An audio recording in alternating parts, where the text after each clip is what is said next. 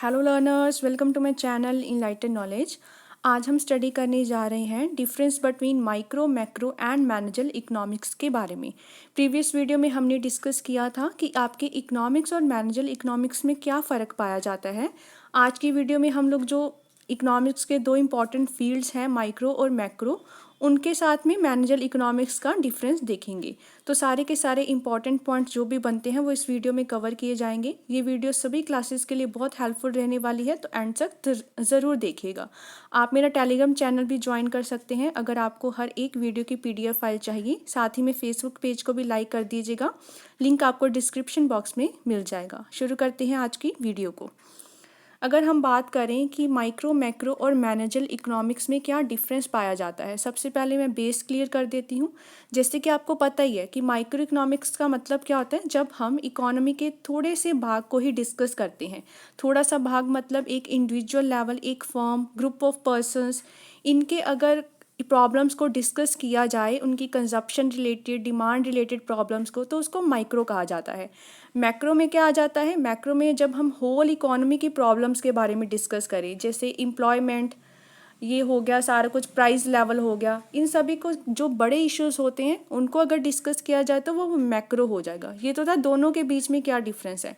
अगर मैनेजल इकोनॉमिक्स की बात की जाए तो मैनेजल आपका सारा का सारा किससे टर्म रिलेटेड है, बिजनेस से। इसका ज़्यादातर मेन ऑब्जेक्टिव यही होता है कि बिज़नेस को कैसे आगे बढ़ाया जाए। इसमें मीनिंग क्या आ जाएगा, जब हम इकोनॉमी की कुछ थ्योरीज़ को, कुछ पॉलिसीज़ को बिज़नेस में लेकर चलते हैं, बिज़नेस में उसका अप्लाई करते हैं, तो वो आपका मैनेजल इकोनॉमिक्स बन जाता है। तो ये तो एक बेसिक सा डिफरेंस है मीनिंग का, जो आप लिख सकते हो कि इनके मीनिंग में क्या क्या फ़र्क होता है। अब हम करते हैं जो पहला डिफरेंस है, मेन पॉइंट्स है जो डिफरेंसेस के। सबसे पहला डिफरेंस है आपका ऑब्जेक्टिव का।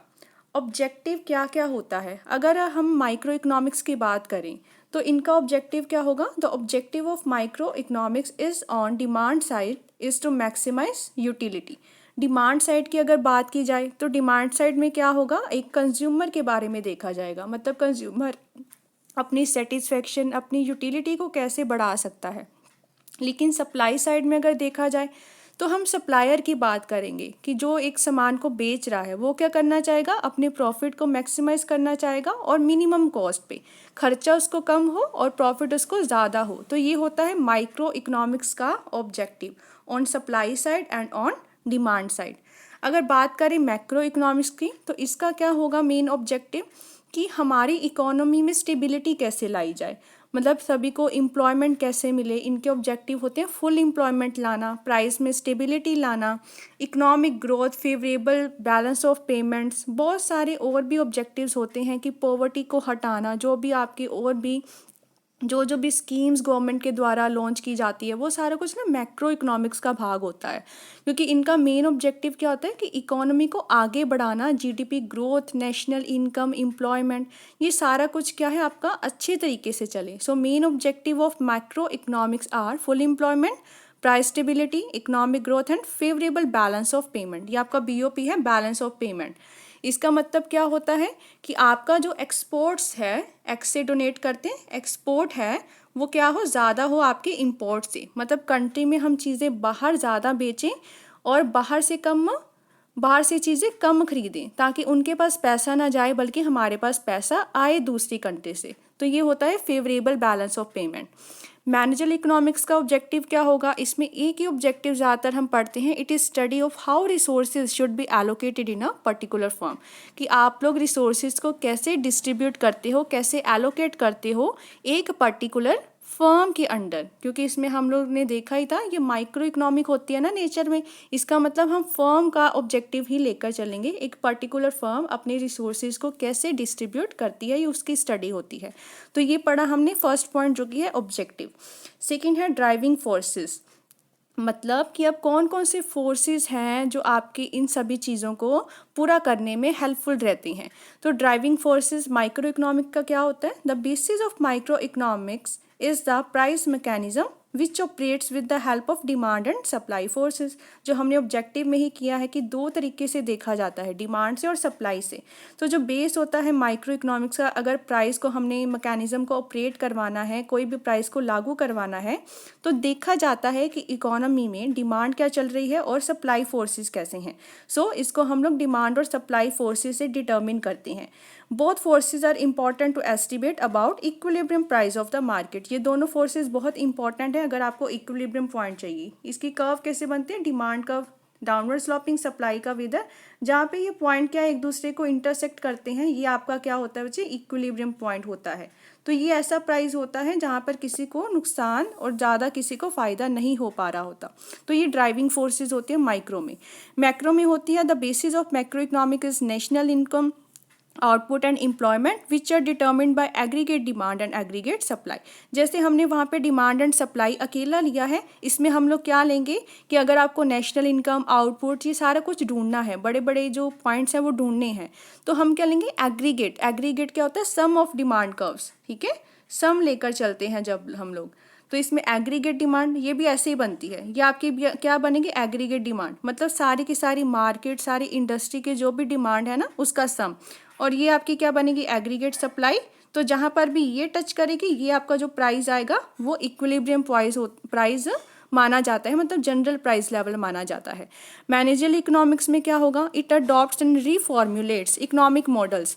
इसका मतलब क्या है, कई बार तो ये अडॉप्ट करता है, जैसा आपका इकोनॉमिक मॉडल दिया गया है वैसे इसने क्या है लागू कर दिया, अडॉप्ट कर दिया। या रीफॉर्मुलेट का मतलब होता है थोड़े से उसमें चेंजेस लाने, जो मॉडल इकोनॉमिक्स में बनाया गया है उसमें थोड़े से चेंजेस लाने, थोड़ा सा उसको यूनिक बनाना ताकि वो अपने पर्पस को फुलफिल कर पाएँ। So it adopts and reformulate economic model to suit specific conditions, मतलब अपनी कंडीशंस को लेते हुए वो इकोनॉमिक मॉडल को तैयार करते हैं।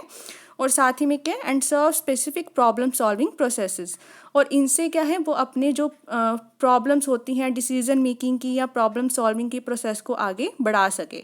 दस it modifies and enlarges economic model. इसका मतलब क्या है कि वो चेंजेस लाते हैं और बड़ा करते हैं आपके इकोनॉमिक मॉडल्स को। सो ड्राइविंग फोर्सेस फर्स्ट में क्या आएगा, माइक्रो में demand and supply forces, macro में आ जाएगा aggregate demand and aggregate supply, managerial में आ जाएगा कि इकोनॉमिक मॉडल्स को क्या करते हैं, इनके फोर्सेस क्या होते हैं, उनको रीफॉर्मुलेट करना, उनको मॉडिफाई करके लागू करना बिजनेस के अंदर। अब नेक्स्ट पढ़ते हैं, नेक्स्ट है अजप्शंस में क्या डिफरेंस पाया जाता है। Micro economic is based on assumptions concern with rational behaviour of individuals. जो आपका माइक्रो इकोनॉमिक्स है उसमें क्या अजप्शन ली जाती है कि रैशनल बिहेवियर लेकर आना है, मतलब एक समझदारी का डिसीजन लेना है, बिहेवियर चुनना है। इसमें हम ज़्यादातर ना अजप्शंस पढ़ते हैं, अगर आपको याद हो, the consumer is rational, consumer rational है, कंज्यूमर बहुत समझदार है। तो ये इसका मेन जो पॉइंट होता है ना, रैशनैलिटी, रैशनल बिहेवियर लेकर चलना इंडिविजुअल्स का। Moreover the phrase ceteris paribus, ये पैरिबस आएगा। Moreover the phrase ceteris paribus is used in to explain laws. Ceteris paribus बहुत बार पढ़ा है, इसका मतलब क्या होता है, the other things remaining constant, बाकी सारी चीज़ों को कांस्टेंट लेकर चलेंगे, क्योंकि कई बार जो लॉज होते हैं ना वो दूसरी फील्ड्स में अप्लाई हो नहीं पाते, जिस वजह से हमें ये अजप्शन लेनी ही पड़ती है कैटेरस पैरिबस वाली, जिसका मतलब है इंग्लिश टर्म में all other things remaining constant. अगर डिमांड की थ्योरी भी पढ़ो ना, अगर प्राइस सिर्फ और सिर्फ डिमांड को डिटरमिन थोड़ी करता है, बाकी भी बहुत सारे फैक्टर्स होते हैं, तो उन सभी को कांस्टेंट लिया जाता है और प्राइस को ही उठा लिया जाता है, इस वजह से ताकि कोई दिक्कत ना हो। तो ये इसमें मेन पॉइंट होता है, मेन अजप्शन होती है। मैक्रो इकोनॉमिक्स में क्या लेकर चलेंगे, macro economics is based on assumptions on such variables as aggregate volume of the output of an economy, कि आपके जो एग्रीगेट वॉल्यूम क्या है इकोनॉमी की आउटपुट के related, with extent to which its resources are employed. मतलब macro economics में क्या अजप्शन ली जाती है कि ऐसे वेरिएबल्स उठाए जाते हैं, जैसे एग्रीगेट वाला सिस्टम हो गया, aggregate volume of an output लिया जाता है ताकि सारे के सारे रिसोर्सेज क्या हो सकें, एम्प्लॉयड हो सकें। ये अजप्शन ना ज़्यादातर रिलेटेड आपकी national income, general price level, employment, इन सभी से रिलेटेड होती है। अलग अलग वैसे ली जाती हैं, लेकिन ज़्यादातर फुल एम्प्लॉयमेंट वाली अजप्शन बहुत बार आपको देखने को मिल जाएगी। इनकम वाली अजप्शंस हैं, आउटपुट वाली, एग्रीगेट सप्लाई डिमांड वाली। तो ये सारे फोर्सेस क्या होते हैं, इनमें अप्लाई किए जाते हैं। नेक्स्ट है managerial economics. It uses variables such as objective of the firm. इनमें एजम्पशन ज़्यादातर कौन सी ली जाती हैं? फर्म के ऑब्जेक्टिव से related, multi product nature of manufacturer, constraints, मैंने आपको ये सारा कुछ प्रीवियस वीडियो में बताया ही था कि मैन्युफैक्चर का नेचर क्या है, अलग अलग प्रोडक्ट्स को लेते हुए रुकावटें क्या आती हैं, ये वाला सारा का सारा अजम्पशंस लिया जाता है। इन्वायरमेंटल एक्सपेक्ट्स हो गए एक्सेट्रा, ये आपकी मैनेजरल इकोनॉमिक्स से अजम्पशन होती है। लास्ट है आपका टाइम एलिमेंट। अब माइक्रो की बात करें तो the study of equilibrium conditions of is analysis at a particular period. मतलब अगर हम बात करें इक्विलिब्रियम पॉइंट की तो ये पर्टिकुलर पीरियड पे एनालाइज करता है आपका माइक्रो इकोनॉमिक्स। क्यों? क्योंकि अगर मैं अभी जाऊँ मार्केट में और मैं देखूँ कि इन चीज़ों की डिमांड है, एक इंडिविजुअल लेवल पे हमने डिस्कस करना है ना, तो ये ज़्यादातर ना टाइम एलिमेंट को इग्नोर करता है और जो जो चल रहा है इकोनॉमी में उसी को लेकर चलता है, but it does not explain the time element. इसीलिए हम इसको ज़्यादातर क्या कहते हैं माइक्रो इकोनॉमिक को? स्टैटिक। ये आपका क्या है? स्टैटिक एनालिसिस होता है, क्योंकि एक पर्टिकुलर पॉइंट पे ही इसको एनालाइज किया जाता है, ये स्टैटिक है। लेकिन मैक्रो क्या है? मैक्रो में बहुत बार टाइम लैग्स पड़ते हैं। आगे आप थ्योरीज भी पढ़ोगे, जो कंजप्शन की थ्योरीज होती हैं, लाइफ एक्सपेक्टेंसी, हाइपोथेसिस, रेशनल वाला, उसमें सारा का सारा ये लिया जाता है कि पास्ट में क्या था, प्रेजेंट में क्या है, फ्यूचर में क्या है। मतलब वो ना टाइम लैग्स को लेकर चलते हैं, अलग अलग टाइमिंग को लेकर चलते हैं। रेट्स ऑफ चेंज, ठीक है, past and expected value of variables कि बार पहले कौन कौन सी एक्सपेक्टेड वैल्यूज़ ली थी, अब कौन कौन सी लेनी है। मतलब ये आपके टाइम लैग्स को लेकर चलेंगे, जो कि माइक्रो इकोनॉमिक्स में हम लोग नहीं लेकर चलते हैं। और मैनेजरल इकोनॉमिक्स का तो सेम ही है, टाइम एलिमेंट ये ज़्यादातर माइक्रो पे ही डिपेंड करेगा, क्योंकि ये इकोनॉमी क्या होती है आपकी? माइक्रो इकोनॉमिक होती है करेक्टर में। सो जैसे जैसे आपकी माइक्रो इकोनॉमिक्स चलती है वैसे वैसे मैनेजर चलेगी। लेकिन डिफरेंस हमने करना है ना, तो डिफरेंस में यही आ जाएगा that it is micro economic in character.